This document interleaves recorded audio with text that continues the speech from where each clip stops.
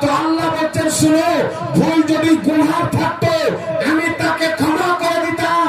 সে আমার নবী আদমকে অসম্মান করেছে, আর আমি তাকে কাফির বানিয়ে, তাকে শয়তান বানিয়ে কিয়ামত পর্যন্ত ঈমান কায়েম করে দিলাম, আকীদা কায়েম করে দিলাম যে কিয়ামতের সকাল পর্যন্ত বড় বড় পাপীকে আমি আল্লাহ ক্ষমা করব, নবীদের বেয়াদবকে ক্ষমা করব না।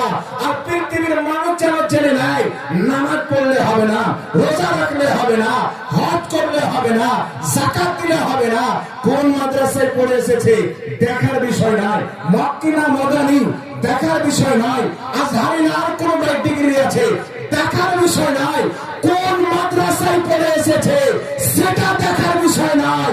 তার অন্তরে যদি নবীর আদর থাকে তাকে আলিম মনে করতে হবে, আর যদি নবীর বেয়াদব থাকে, মক্কায় পড়নেওয়ালা থাকলে তাকে বেঈমান মনে করতে হবে।